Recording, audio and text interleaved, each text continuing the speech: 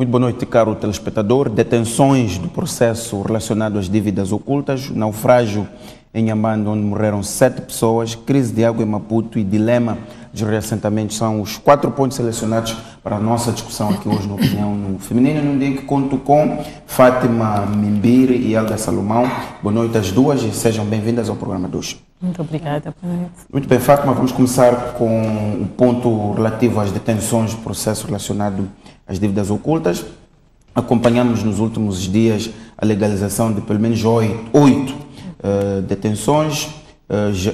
Já ouvimos os advogados destes 8 também apresentarem a sua posição relativamente a este processo. Portanto, nos próximos dias contamos ter mais desenvolvimentos. A minha primeira pergunta é: qual é a sua visão geral relativamente a estas detenções que constituem um avanço na justiça relativamente a este processo? E a lentidão da justiça neste processo foi bastante criticada aqui no nosso programa. Para começarmos a discussão, qual é a visão geral relativamente a este passo dado pela justiça? Muito obrigada, Município. Saudar a Alda e aos caríssimos telespectadores. Bom, de uma forma geral, talvez começar por saudar a justiça por este passo importante, que apesar de tardio, ele chegou e, como diz a gíria popular, mais vale tarde do que nunca. Em algum momento, tudo parece ser, de facto, um assunto que está a ser encaminhado seriamente, está a ser tratado seriamente. E isso, no fundo, dá algum alento, mas há alguns detalhes que, em algum momento, nos levam a ter algum ceticismo em relação a esses avanços. Por exemplo, por que nós temos até o momento apenas 8 detidos, se temos 17 arguidos, mais o Shank, que já está na África do Sul? Isso. Por que não são adotadas medidas de coação também aos restantes 9 arguidos que já estão constituídos? Será que estas pessoas não vão continuar? Que nós já achamos que todos eles, pelo tempo que passou desde que foi despoletado o assunto, a questão da fuga de informação que fomos vendo acontecer ao longo destes pouquinho mais de 3 anos, estas pessoas não hão de estar a tomar medidas para inviabilizar o acesso à verdade jurídica e se poder atuar. Então fico na dúvida um pouco de por que se avança apenas para 8 e não para a totalidade dos arguidos, significando não que uns representam... representam... a fase normal do processo a questão que leva aqui, a esse tipo de situação? Eu penso que uma explicação pública da própria Procuradoria é importante, no sentido de nos dizer por que uns estão a ir e outros estão a ficar. É porque uns são mais perigosos, mais suscetíveis de influenciar negativamente todo o processo e outros nem por isso. O que é que isto significa? Penso que a Procuradoria tem que vir explicar à sociedade o que é que isto significa, sob pena de nós ficarmos a interpretar que ela está a ir buscar alguns que vão causar maior burburinho na sociedade, do ponto de vista de espanto. Como é que é possível deter o filho de um ex-presidente? E que ex-presidente, quando há outros... O antigo diretor-geral. A antiga secretária pessoal do presidente e por aí fora. E os outros? Quem são esses outros? Começa a levantar também esta questão de quem são esses outros, estão a ser protegidos ou não, foram importantes, não foram, etc, etc. O segundo ponto que eu acho que é importante trazer aqui e que pode nos dizer alguma coisa é que tudo isto, no final do dia, nós só teremos certeza absoluta de se é certo, sério ou não ao fim de 3 meses. Ou seja, a contar da data da detenção destas pessoas que já estão sob custódia, digamos, dos tribunais ou já estão nas cadeias, porque se não houver acusação nesses 3 meses, significa que o assunto não era sério, era só para distrair-nos, para dar a impressão ou passar a impressão às autoridades sul-africanas que o juiz, para tomar a decisão, ele precisa de saber o que está a ser feito no país de origem deste indivíduo e os americanos já se sabe o que está a ser feito em relação aos americanos. Então, eu penso que aqui nós vamos ter certeza absoluta ao completar os 3 meses e pelos desenvolvimentos que vão acontecendo ao longo do tempo. É preciso lembrar que a decisão sobre o Xang é tomada na próxima semana. Estes aspectos são muito importantes para determinar ou influenciar a decisão do juiz em primeira instância e depois a decisão vai a outras instâncias ao nível do Ministério e depois volta para o Tribunal Supremo. Então eu acho que aqui estamos um pouco a fazer um jogo que eu quero ser positivamente surpreendida pelas nossas autoridades de que não é um jogo, independentemente de para onde Xang vai, que o processo continue e todos que estão implicados possam responder provando-se a sua culpabilidade. Muito bem. Alda Salomão, quero ouvir a sua opinião, a sua visão geral sobre estas detenções, mas também queria ouvir a sua análise, tem a mesma ideia que a da Fátima, que propõe que a Procuradoria-Geral da República explique porque é que dos arguidos uns estão detidos e outros não. Sim, eu concordo. Boa noite a todos. Eu penso que nós precisamos de perceber a lógica por detrás da atuação da Procuradoria-Geral da República. Desde logo começando por perceber porque é que ela levou tanto tempo a encetar as diligências que estão a ser encetadas agora, só agora. E, ao fazê-lo agora, falo na sequência de uma ação despoletada fora do país. Há muitos comentários que dão a indicação de que a nossa PGR está a ser empurrada a cumprir o seu papel, porque não tendo isso acontecido, não tendo vindo esse empurrão do exterior, muito provavelmente as coisas continuariam tal como estavam. Então, para mostrar seriedade, é importante que a PGR nos venha explicar porque é que não agiu antes. Tendo todos os dados suficientes para despoletar a ação que está a ser encetada agora, porque é que não o fez antes e o que é que aconteceu agora que faz com que ela muito precipitadamente mostre algum trabalho parcial, como bem o diz a Fátima. Interessa-nos saber porque é que pessoas em situação igual estão a receber tratamento diferenciado. Onde é que andam os outros? Porque é que os outros não estão a receber o mesmo tratamento? Etc. Quando é que se vai completar o grupo todo? Assim? Há também a percepção, penso que é muito generalizada, de que, por causa dessa falta de clareza estratégica por parte da PGR, que isto é apenas uma encenação para distrair o público e o eleitorado moçambicano. Não nos esqueçamos que estamos em ano eleitoral, portanto, também do ponto de vista de interesse político partidário, é preciso mostrar algum trabalho. Mas há esta percepção, como eu dizia, de que é uma encenação apenas para mostrar dar algum sinal aos tribunais sul-africanos de que em Moçambique se está a fazer alguma coisa séria que possa justificar a extradição de Manuel Xang para Moçambique e não para os Estados Unidos, mas também para mostrar ao eleitorado de que estamos a fazer alguma coisa. Portanto, há muitas desconfianças. Há muita desconfiança. Não é líquido que este seja o funcionamento normal da justiça. E não é por acaso que há esta desconfiança, o que é uma pena. Porque a PGR teve a oportunidade de mostrar o nível de seriedade que se espera de uma instituição como ela é. E ao ter falhado sem explicação pública, pelo menos, na sua missão, então deu aso a que haja uma enorme e fundada desconfiança sobre a seriedade da sua atuação e sobre a seriedade em termos de que irá até as últimas consequências e irá atrás de todas as pessoas envolvidas para cumprir com a sua missão de responsabilização.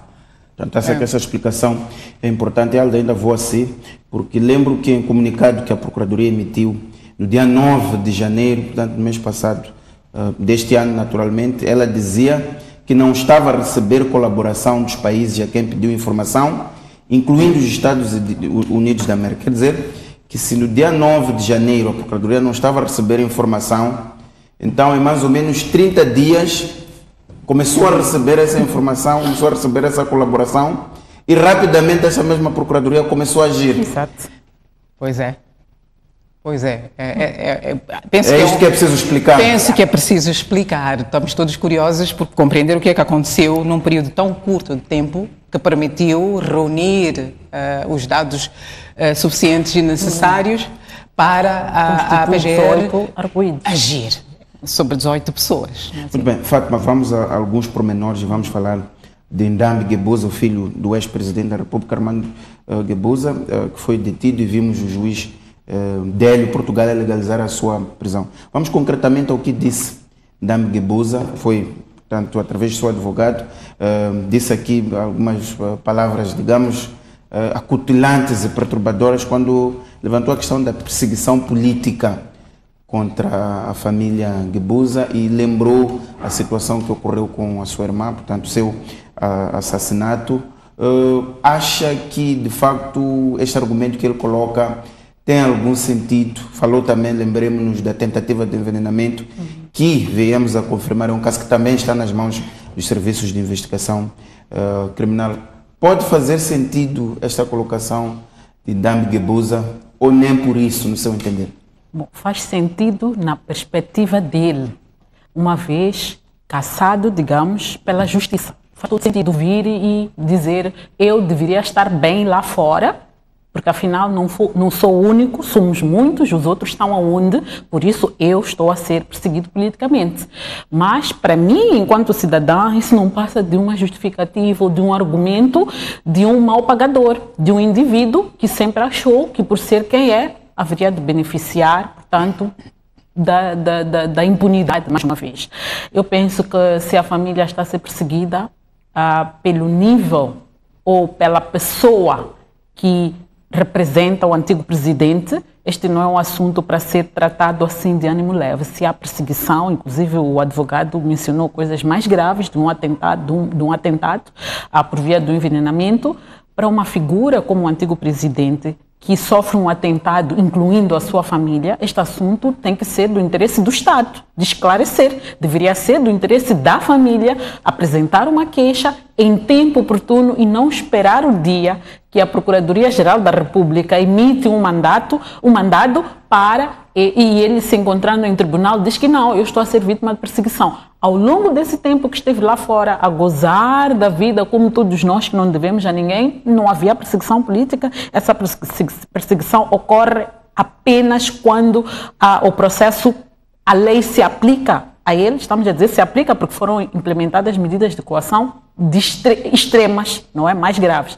Então, para mim o ponto aqui é que as pessoas envolvidas, a nossa elite e todas as pessoas à volta desta mesma elite política não estão preparadas para sentir o peso da justiça e vão inventar todo tipo de justificações para evitar que a justiça seja aplicada. Eu aqui estou a falar numa perspectiva otimista de que realmente a justiça está a agir. Estou a falar nessa perspectiva e também porque é preciso lembrar que ainda que seja teatro tudo isto, já há um ganho importante, a exposição destas pessoas, a percepção por parte do cidadão comum de que há pessoas neste país que se fazem valer do poder público que eles têm diretamente ou que os seus familiares detêm para poder fazer e desfazer. Por exemplo, quando nós vemos uma das acusações que é feita pela Procuradoria-Geral da República de que ele tenha influenciado o pai na tomada, na aprovação, portanto, de todo este projeto, nós nos perguntamos como é que a Fátima vai falar com o pai, que é presidente, que olha, há um negócio assim, pai, viabiliza lá, e o pai viabilizar. Quer dizer, eu acho que nós estamos a tratar o Estado e a sociedade está a perceber isto. Eu acho que a importância deste processo, independentemente de se é teatro ou não, é de que a sociedade, o cidadão mais comum, vai perceber que as pessoas tratam o Estado como se de assunto do seu quintal fosse e que é preciso mudar isto. É preciso mudar isto. Não podemos continuar a ter situações destas e depois, quando as pessoas caem nas malhas da justiça, ainda que possa ser teatro, começam a inventar histórias. Se há perseguição, eu penso que dentro da Frelimo Armando Emílio Guebuza é uma figura importante, que tem um espaço. Esse assunto devia estar dentro das instituições do partido. E não é o presidente da República que manda em todas as jurisdições, se posso assim chamar, ou departamentos do partido. Há outras entidades que têm influência sobre isso. Depois temos as instituições de justiça, temos a Procuradoria, temos o CERNIC, temos tudo isto que pode ser utilizado para fazer a devida investigação, para expor e nós percebermos se de facto se trata de uma perseguição ou se isto é apenas um argumento de um indivíduo que não estava a achar que algum dia iria pagar por aquilo que ajudou a fazer contra o Estado, que é dele também. Muito bem. Alda Salomão, será perseguição política ou mesmo que a Fátima levanta de que as nossas elites políticas não estão preparadas para a mão da justiça? Eu acho que há uma mistura de assuntos aqui e que é importante separar, não é? O comentário ou a alegação de que está a ser perseguido politicamente é um assunto sobre o qual nós teríamos muito interesse em ter mais detalhes. Quem é que o está a perseguir, a ele e a família? Quem é que o está a perseguir?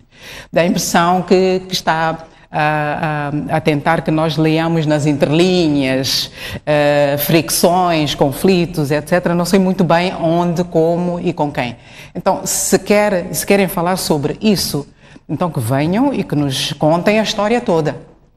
De onde é que vem a perseguição? Por que é que vem essa perseguição? Para se conseguir o quê? Etc, etc. O outro assunto, e aquele que nos interessa a nós enquanto cidadãos, na sequência da sua detenção, é que ele nos diga se é responsável pelos crimes dos quais é acusado. Essa é a única coisa que nos interessa a nós. Em que medida é que ele é responsável por aquilo que... Acha que mais do que a perseguição ele devia responder se é inocente ou não? É que a perseguição não tem nada a ver com a sua detenção. Isso é um assunto, se calhar, se é uma perseguição intrapartidária, ele que resolve esse assunto lá no seio do grupo político a que pertence. Quer dizer, enfim, tal como nós comentamos aqui em relação ao Samuel Machel Júnior, se há assuntos internos do partido e os membros têm espaço para se pronunciar e para se posicionar e para solicitar aos órgãos do partido a sua intervenção, etc., então que façam um recurso a estes espaços e a estas instâncias internas no partido. Mas este não é assunto que tem que ser associado ao processo judicial que lhe foi imposto e que está a correr os seus termos legalmente. Portanto, a mim interessa-me que o advogado do NDAM venha dizer se o seu constituinte é ou não é responsável. A mesma coisa em relação ao envenenamento, a tentativa de envenenamento. Quer dizer, francamente, porque é que só hoje é que nós ouvimos falar disto, ou só hoje é que ele vem a terreiro dizer que a família inclusivamente foi alvo do atentado? Acha que há situações que estão a ser aproveitadas como elementos de defesa? Despropositadamente. É mesmo para distrair a nossa atenção em relação à questão do fundo. Muito bem. Alda, ainda aqui há uma questão. Quando Ndambi Guebuza fala de perseguição política, esta perseguição política naturalmente é uma perseguição política interna do poder. Não Especulamos. Não pode ser uma perseguição política de fora. Quem sabe, por que não? No caso, por exemplo, o Renamo não tem como perseguir. O MDM também não tem como perseguir. Não menosprezemos. É possível o fazer.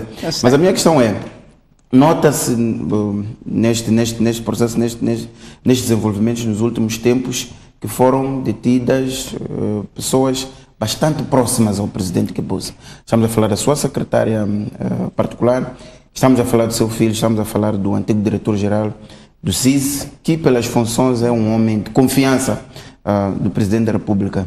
Que elementos podem ser extraídos destas detenções para uma análise, tendo em conta que estão a ser detidas pessoas bastante próximas do presidente Guebuza? Sim. Naturalmente, a proximidade destas pessoas ao chefe de Estado, ao antigo chefe de Estado, levanta inevitavelmente a dúvida sobre o papel que o próprio Presidente da República terá julgado enquanto tal neste processo todo, porque todas estas pessoas são pessoas que estavam muito próximas do Presidente, mas não tinham elas autonomamente poder para tomar uma decisão da envergadura da decisão que foi tomada. Há um grande esforço, me parece, de distanciar o presidente Guebuza deste assunto e das decisões que foram tomadas. Esforço de que lado? Bom, esforço do partido, esforço até da Procuradoria-Geral da República, quer dizer, parece haver uma grande tentativa de não chegar ao presidente, mas acho que é inevitável fazer-se a pergunta de que como é ou em que medida é que o Presidente da República foi e está envolvido neste processo, porque não é possível que o seu filho tivesse sido envolvido, já sabemos que foi intermediário, até que ponto é que ele foi um influenciador, é uma dúvida que eu tenho. O Presidente da República é um Presidente da República, assim? Custa-me acreditar que ele seja necessariamente influenciado pelo filho para tomar uma decisão com repercussões tão nefastas como esta. A secretária do Presidente da República, a que propósito é que estas pessoas estão envolvidas neste caso? Por que pessoas tão próximas do Presidente? Penso que é possível, até para o próprio benefício do Presidente Guebuza, que a sua ligação a este assunto seja esclarecida de maneira que definitivamente nós o afastemos ou não do assunto, porque fica sempre esta dúvida de que não é possível que ele não soubesse. E o mero facto de ele ter conhecimento do assunto já implica a sua responsabilização enquanto chefe de Estado. Não é possível, mesmo que ele não tenha assinado algum documento, o mero conhecimento do facto já o coloca em situação de potencial responsabilização. Fátima, qual é o seu entendimento relativamente a esta proximidade, ou acha que é mesmo natural que assim o seja? Bom, eu acho que realmente se está a esforçar, concordo literalmente com a Alda, quando diz que é um esforço de tentar distanciar o presidente, mas eu penso que a detenção do Dambe o aproxima mais, sobretudo quando... Mas a detenção de um filho não atinge de forma bastante significativa o pai? Pois, o ponto é, estamos a dizer de forma muito direta, de ele estar envolvido. Agora, o filho teve acesso a corredores. E o estranho de tudo isso é o filho ter acesso ao ministro, ter acesso aos lobistas, ter acesso às pessoas que pensaram, desenharam todo, ou arquitetaram toda todo este processo. E no final ele foi aprovado com garantias do Estado, ultrapassando as instituições de soberania competentes para aprovar tais garantias. Então, eu penso que aqui fica muito claro que, de facto, há um esforço de colocá-lo de longe. Obviamente que nós podemos estar a fazer um juízo na base da pouca informação que nós temos relativamente aos 17 arguidos tirando o Xang. Okay? Quem são os restantes 9? Que nós não sabemos quem eles são. Se calhar ele está entre esses 9 e se calhar é por isso que os outros 9 não estão ainda sob medidas extremas de coação. Então, nós estamos a fazer comentários aqui tendo em conta a informação publicamente disponível. O nome dos restantes 9 não é o nome dos restantes 9 ainda não é publicamente conhecida, e penso que se o antigo presidente está ou não está envolvido, se ele não é parte dos arguidos ainda por sofrer alguma intervenção sobre o qual se deve ainda aplicar uma medida de coação, qualquer que seja, que não tem que ser necessariamente a prisão, pode ser, por exemplo, a prisão domiciliária, a apresentação mediante documentação. Muitas coisas podem ser feitas, mas o ponto aqui é que é preciso investigar. Não é possível que todas as pessoas do seu círculo, estamos a falar da secretária pessoal, esta pessoa tem acesso, inclusive, aos e-mails, a uma série de coisas, ok? Estamos a falar do ministro das Finanças.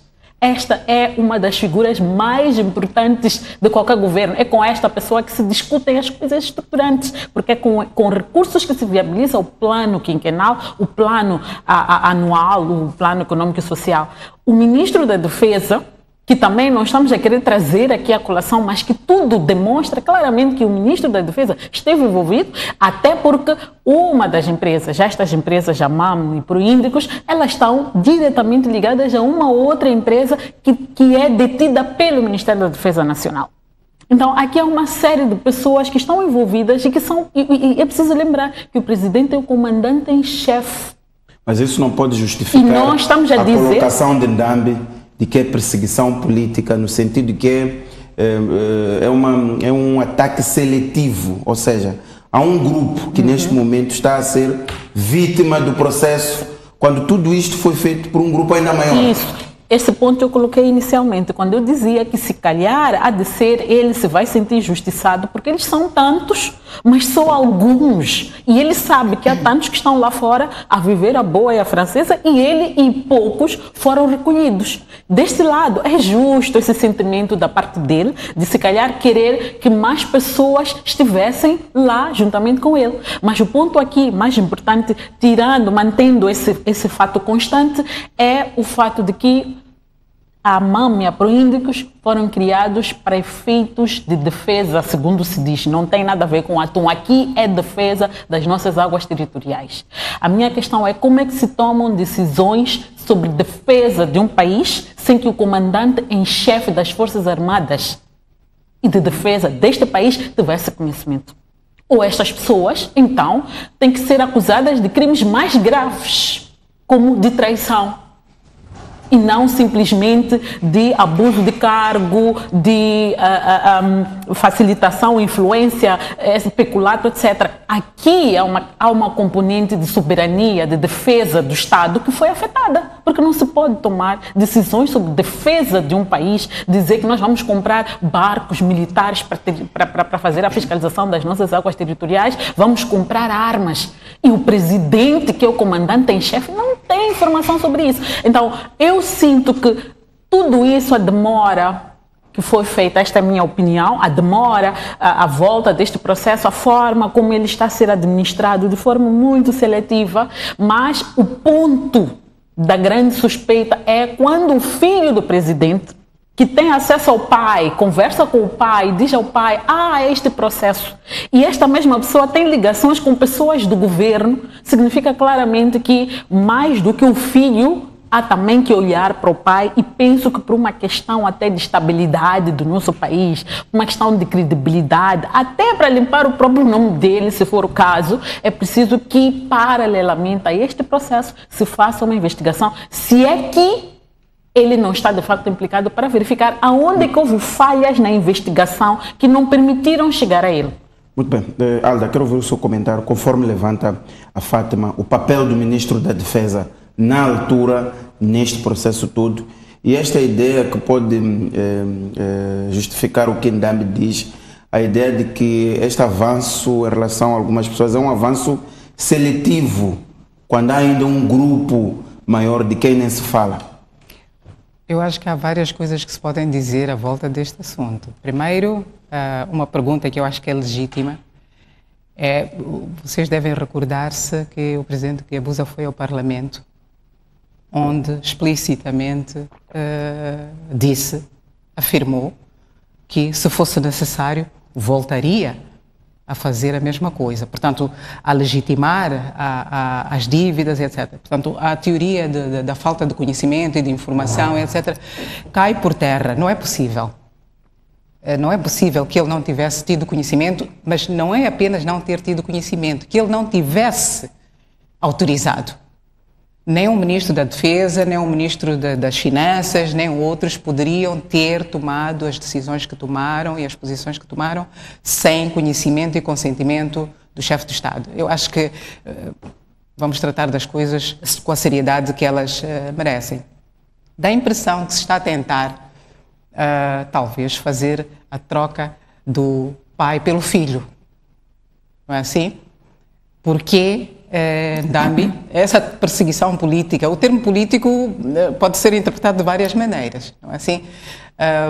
Por que Ndambi e não o presidente Guebuza? Não o Sumbuluco, por exemplo? Será que se está a tentar aqui conseguir outras alternativas para, como digo, continuar a proteger o presidente Guebuza de responsabilização? Pode ser. Não é? Nós estamos aqui a fazer, em alguns casos, especulações, noutros não, porque noutros temos factos, temos elementos. Portanto, como digo, seria de muito bom tom para o presidente Guebuza, a título pessoal, mas para o Partido Frelimo também, que se esclareça a relação eventual envolvimento do presidente Guebuza neste processo. Eu acho que seria muito útil para todos, especialmente para ele e para a sua família. Alda, como levantava a Fátima relativamente ao papel do ministro da Defesa na altura? É mais uma entidade, é mais uma figura que se está a tentar proteger claramente. É mais uma figura que se está a tentar proteger. E tal como dissemos em relação ao presidente Guebuza, a confirmação hoje de que tudo isto não passou de um esquema leva necessariamente à conclusão de que o ministro da Defesa sabia que aquilo era um esquema. Os documentos que foram assinados e as autorizações que foram dadas pelo ministro da Defesa, hoje nós sabemos que foram relativos a um objetivo inexistente, a um objetivo de interesse público inexistente. Portanto, é preciso vir explicar, afinal, o que é que o ministro da Defesa de então estava a fazer ao assinar os documentos que assinou, sabendo que aquele propósito era fictício. Não é assim? Há explicações que têm que ser dadas e quanto mais rapidamente, melhor. Muito bem. Fátima, vamos avançar. Esta manhã acordamos, digamos, com alguma confusão. Vimos a Ministra das Relações Exteriores e Cooperação da África do Sul, e vamos citar aqui o Daily Mail, o jornal sul-africano, a dizer que o ex-ministro das Finanças, Manuel Chang, vai ser extraditado para Moçambique. Portanto, assumir categoricamente. Mas mais tarde compreendemos que não era bem assim. Ouvimos, por exemplo, o professor de Direito Internacional que viveu cá em Moçambique, o André Tamonsan, a dizer que esta colocação da ministra sul-africana não tem qualquer fundamento jurídico. Portanto, a decisão não vai ser, pelo menos política, embora formalmente passe por lá. Qual é o seu entendimento relativamente a estes acontecimentos desta manhã? Bom, realmente eu fiquei em choque quando vi essa informação, eu devo confessar, e fiquei um pouco com as esperanças, digamos, caídas, porque... Mas caídas porque, Fátima? Imaginemos que haja uma extradição para Moçambique. Eu continuo a não acreditar, independentemente de onde este processo vai, que independentemente de se Chang é extraditado para os Estados Unidos ou é devolvido para Moçambique, eu não tenho muita fé neste processo. É só lembrar, a senhora Cetina Titossi está onde neste momento? Então, pode ser um julgamento mediatizado com a pena mais dura. Mas onde é que está a Cetina? Quer dizer, por via do recurso? Isso. E esse recurso dura quanto tempo? Enquanto isso, o que é que acontece? E quem diz Cetina está a dizer tantos outros que estão na mesma situação. Então, eu não acredito enquanto a nossa justiça não estiver organizada, não estiver comprometida, enquanto, como diz o professor Severino Nguenha, ela estiver amarrada a esse sistema, ela não se impuser, não se rebelar em relação a esse sistema, então eu não acredito nela e eu prefiro que entre ficar com os 18 numa situação como esta das Cetinas de companhia, eu prefiro ter o Chang dos Estados Unidos a ser julgado, ainda que não seja, porque eu tenho clareza de que não é pelas dívidas, é pelo calote que fizeram os investidores americanos. Então, que ele, pelo menos o peso da justiça, em algum lugar se faça sentir em relação a alguém. Vamos sentir alento de que pelo menos alguém dentro do conjunto sofreu as consequências do ato que teve. Claro que não diretamente ligado a nós, enquanto cidadãos moçambicanos, para o bem da justiça, o melhor era a extradição para os Estados Unidos. A bem da justiça seria que a nossa justiça fizesse a justiça de facto. Mas o ponto é, com todos estes constrangimentos que nós temos e que ficamos a saber que é muito mais profundo, porque é sistemático ou sistêmico, não vamos ter essa justiça acontecer. Então, entre ficar na incerteza de se vai acontecer a justiça hipoteticamente em Moçambique e ter pelo menos um onde a justiça efetivamente se lhe será aplicado, eu prefiro que tenhamos pelo menos um onde a justiça se lhe será aplicado e ser surpreendida em relação aos restantes 17. Aliás, quer me parecer que pelo nosso quadro jurídico, um indivíduo pode ser também julgado à revelia. Então, se há um processo contra ele, ele vai ser julgado, não é mesmo? Então, por que estamos tão preocupados em ter o Manuel Chang aqui? É para evitar que ele delate mais, porque nos Estados Unidos é possível que ele colabore para ter uma pena mais branda e ele começa a mencionar nomes, etc, etc. É isso que estamos a prevenir. Será que, sendo ele julgado em Moçambique, teremos acesso aos detalhes? Não haverá esta instrução no sentido de fale o mínimo que tu podes, tu vais ser condenado, mas esta condenação tu vais tê-la de forma branda, nós vamos assegurar que não aconteça nada muito grave. Algumas das penalizações têm uma moldura penal muito para se nós vamos já falar de questões de corrupção, são 2 anos de pena suspensa. Quer dizer, eu penso que aqui vamos sentar, falar seriamente sobre o que nós queremos da nossa justiça e como é que essa nossa justiça nos pode ajudar a fazer a transição de um momento mau, de impunidade, de mau compromisso, porque não há compromisso ou de falta de compromisso para com o bem-estar, com cumprir a lei, defender a coisa pública.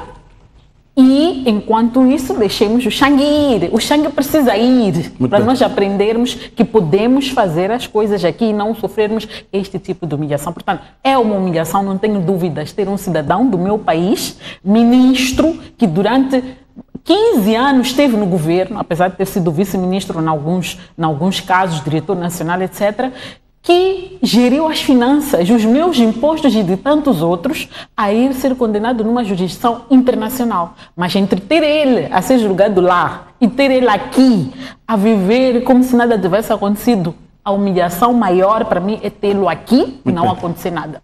Alda, quero ouvir os seus comentários relativamente ao que disse a ministra dos Negócios Estrangeiros. Pronto. Relações Internacionais de Cooperação, como se diz na África do Sul, mas a função é a mesma. O que ela disse, qual é o seu entendimento? Mas também quero ouvir a sua posição sobre o que coloca a Fátima, que tem a preferência, que dado os problemas da nossa justiça, é preferível que Manuel Chang seja extraditado para os Estados Unidos. Bom, em relação aos pronunciamentos da ministra, eu fiquei surpreendida porque toda a informação que circulou até aqui dava indicação de que a audiência onde seria decidida a extradição teria lugar na próxima semana. E num tribunal. E num tribunal, não é assim? Por outro lado, dentro das instituições do Executivo, era o Ministro da Justiça, se não me engano, que iria executar a decisão judicial ou tomar a decisão política com base na decisão judicial, na sequência da decisão judicial. Então fiquei muito surpreendida e completamente confusa sobre, afinal, como é que as coisas funcionam, quem é que tem a competência para decidir no lugar dos tribunais, porque neste caso o facto era que o processo teria sido retirado do tribunal para ser julgado a nível do Ministério. Portanto, parece-me que afinal não é isso que aconteceu, parece-me que o processo mantém-se, não sei se houve realmente alguma alteração desse ponto de vista. Eu espero que o processo seja conduzido em instância judicial, como me parece ser o mais correto, mesmo sendo na África do Sul. Relativamente a se Chang deve voltar para Moçambique ou ser extraditado para os Estados Unidos da América, é evidente que todos nós temos um nível altíssimo de descrédito em relação ao nosso sistema judicial.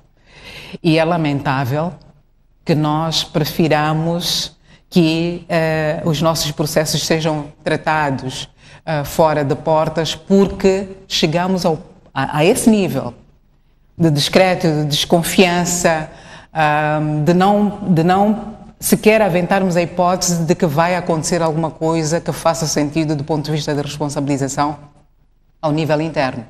E não é sem razão. E não é sem razão. Portanto, há os comentários de que, bom, vindo para Moçambique, nós teríamos a possibilidade de ouvi-lo diretamente e estaríamos a dar às nossas instituições judiciárias a oportunidade de mostrarem trabalho. Temos muitas dúvidas de que vai ser esse o desfecho. O ponto é este. O ponto é que temos muitas dúvidas de que, de facto, as nossas instituições judiciárias irão agora, milagrosamente, de repente, cumprir com o seu papel. Nós não estamos a dizer que todas as pessoas, todos os atores do sistema judicial não funcionam, mas temos uma grande mancha no sistema judicial que justifica este desejo, este anseio, inclusivamente, de que Manuel Chang seja extraditado para os Estados Unidos, para nós termos alguém que vai ser alvo de um processo judicial rigoroso e íntegro. Muito bem, vamos avançar em relação aqui aos temas que temos e vamos falar do naufrágio em Inhambane. Morreram 7 pessoas, houve vários feridos. A informação preliminar que existe é de que houve uma explosão, portanto, na embarcação. Um grupo dos passageiros deslocou-se para um dos lados da embarcação, houve um desequilíbrio e, enfim, a embarcação virou. Fátima, o que lhe parece isto? Estamos mais numa daquelas situações de sobrelotação das embarcações, uma situação de falta de fiscalização por quem o deve fazer e depois também uma falta de socorro em tempo útil para também evitar que houvesse tanta tragédia como vimos. Antes eu quero solidarizar com as famílias afetadas, com as pessoas feridas e desejar rápidas melhoras e dizer que o meu coração está com estas pessoas, os nossos irmãos em Machis. Não é a primeira vez que nós vemos acidentes acontecerem em Machis, ligados a estas embarcações. É uma situação trágica. E penso que mais do que é preciso que se faça uma investigação profunda para perceber o que se passa efetivamente em relação a estas embarcações, como é que elas são mantidas, a questão da manutenção é muito importante. Se temos uma, por exemplo, e ela tem que circular todos os dias da semana e em horário muito regular, qual é o tempo que elas têm de passarem por uma atividade ou uma ação de fiscalização, de manutenção. Eu acho que é preciso verificar isto, a questão da manutenção, a questão de quem é a responsabilidade no final do dia, porque é uma forma de disciplinar as pessoas. Claro que pode haver uma situação em que as investigações deverão mostrar se foi um acidente resultado de uma situação que não tem influência humana. Se assim for, ótimo. Ótimo, porque não estamos a dizer que há negligentes. Agora, se for por causa de negligência de pessoas, eu penso que é importante que se tomem medidas até para evitar que outras situações voltem a acontecer. E aquele é o meio de transporte para as pessoas. O fato de ter acontecido como aconteceu e nos leva à questão de como é que é possível uma embarcação continuar a funcionar sem os adequados sistemas ou mecanismos de salvamento das pessoas. As boias estavam aonde, por exemplo, que não foram imediatamente atribuídas? Quais são as medidas que são tomadas? As pessoas são informadas de, em caso de uma explosão, como é que elas devem se comportar? Porque aquela situação de irem se localizar num determinado lugar causou algum peso, aquele lugar criou o desequilíbrio e pode ter levado ao afogamento. E isso pode ter sido pelo pânico que não foi adequadamente gerido. Porque as pessoas, quando entram, nós nem nos lembramos de fazer a semelhança do que se faz nos aviões. Quais são as medidas de segurança a cautelar em caso de qualquer situação acontecer? O nome é acidente, significando que não está previsto, pode acontecer, e no caso de acontecer, quais são as medidas.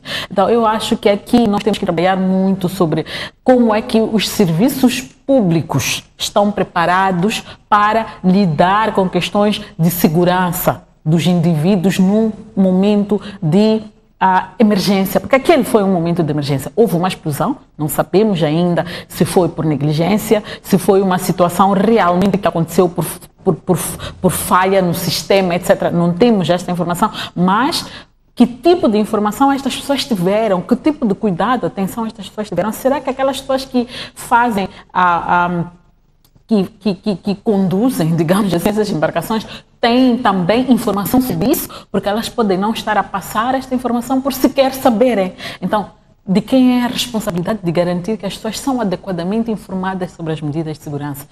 E medidas de segurança não são um capricho, são uma necessidade para salvar vidas, porque acidente, como diz, sendo este é uma caso, coisa que poderia ocorre. ter-se evitado mortes na dimensão em que houve.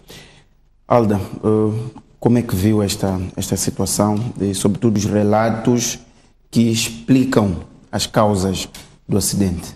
Eu também começo por manifestar o meu pesar, endereçar a minha solidariedade às famílias enlutadas, às pessoas feridas. A primeira coisa que me ocorre é em relação ao rigor na fiscalização destes serviços. É na área de transporte marítimo, é na área de transporte rodoviário. O que nós vemos é que uma parte da responsabilidade por alguns destes acidentes tem a ver com a falta de rigor na fiscalização. As medidas de segurança que a Fátima faz referência têm a ver não só com as condições técnicas das embarcações, dos veículos, etc., mas também com as medidas e equipamentos que devem ser impostas aos utilizadores destes serviços. Portanto, claramente, os passageiros daquela embarcação não tinham coletes, que é uma coisa básica. E a minha pergunta é, neste momento, em todo o país, quantas embarcações é que estão realmente a funcionar com coletes para todos os passageiros? É uma medida básica, mínimo. Assim. Por outro lado, do ponto de vista dos Ministérios dos Transportes e Comunicações, a entidade que supervisa aquele trabalho, este acidente aconteceu à beirinha ali da Ponte Cais da Machis, assim, muito próximo. E não fomos capazes de socorrer a tempo as pessoas que caíram à água. Então, que medidas, que serviços de assistência e de proteção é que nós temos ali, os tais salva-vidas, etc., para acudir às pessoas numa situação como esta? Não temos nada, não foi possível evitar a morte de 7 pessoas ali. Se tivesse sido a meio do trajeto, talvez se compreendesse melhor, embora os meus comentários também se aplicariam para essa situação. Mas estando ali, tão próximo da Ponte Cais, surpreende-me que nós não tenhamos conseguido salvar aquelas pessoas. Assim? Então, eu queria também fazer referência a outro acidente que aconteceu esta semana em Tete, em que um caminhão foi embater numa unidade hospitalar, entrou pela unidade hospitalar adentro, matou professores, enfermeiros, doentes, etc. Quer dizer, a primeira pergunta que me ocorreu foi: onde é que esse hospital está localizado? E, pelo que eu ouvi dizer, está mesmo à beira da estrada. Então, temos uma unidade sanitária instalada à beira de uma estrada onde circulam caminhões. Assim, quer dizer, do ponto de vista de salvaguardas de proteção, medidas de proteção, estamos a cumprir com as medidas necessárias. Nós sabemos que há uma margem de espaço a que chamamos zona de proteção parcial nas bermas das estradas. Um dos objetivos disso é justamente assegurar que a circulação rodoviária não periga a utilização que é feita nos espaços adjacentes às estradas e etc. Linhas férreas, a mesma coisa. Então, não respeitar ou não impor o respeito por estes espaços e pelas medidas que devem ser aplicadas a estes espaços faz com que nós tenhamos situações como estas. Então, resumindo, eu penso que o setor de fiscalização tem que funcionar e funcionar de uma maneira muito rigorosa, sob pena de nós continuarmos a ter acidentes tão evitáveis. Quer dizer, dói muito mais quando se pensa que realmente poderíamos ter evitado. Muito bem, vamos avançar, Fátima, consigo, e vamos falar da crise de água em Maputo. Ouvimos as autoridades ligadas ao assunto a virem dizer que há uma redução drástica dos níveis de armazenamento de água na albufeira dos pequenos libombos e que, se não cair chuva nos próximos 12 meses, podemos estar numa situação crítica. Qual é a sua opinião relativamente a esta colocação? Estamos dependentes da chuva. Enquanto esta chuva não cair, vai haver um processo de racionalização, pelo menos nos grandes centros, Maputo e Boane. Quando falo de Maputo, falo da cidade de Maputo, Matola e Boane. Qual é o seu entendimento sobre tudo? Porque este já é um assunto de há alguns anos em que este alerta vem sendo lançado. Quero ouvir a sua opinião sobre tudo, a forma como as autoridades têm estado a lidar com este tema. Bom, em algum momento eu fico com a sensação de que não se está a tratar o assunto com a devida seriedade. Não se está a ter clara noção do que é que significa uma cidade como Maputo, a metrópole, sofrer restrições de água. É preciso dizer, inclusive, que as pessoas estão a sofrer restrições de água, mesmo agora, esta situação já se arrasta, penso que há mais de 2 anos. Mas não é um assunto que está a ser mediatizado, porque há um momento em que a crise começa, depois as pessoas se acostumam e deixa de ser notícia. Mas o ponto é que as pessoas estão a sofrer restrições de água já há bastante tempo. A minha questão aqui é como é que, sabendo que nós dependemos das chuvas, sabendo que, em certa medida, nós temos uma capacidade de encaixe que há de depender da disponibilidade de água no rio, e essa disponibilidade de água vai depender da chuva ou vai depender, em algum momento, de os vizinhos também permitirem que alguma água venha até nós. O ponto é como é que nós, como país, nos estamos a organizar para garantir que, nos momentos de seca ou de escassez de chuva, nós temos água reservada, pelo menos para esse momento. É preciso lembrar que nós estamos, de facto, um aspecto que eu penso que é preciso ser justo em relação a ele, é que nós estamos a vir de um período de seca prolongada. Okay? Estamos a vir de um período de seca prolongada. É verdade que é um problema. Pelo que eu saiba, vários estudos que foram feitos, a Direção Nacional de Águas, que está adstrita ao Ministério das Obras Públicas,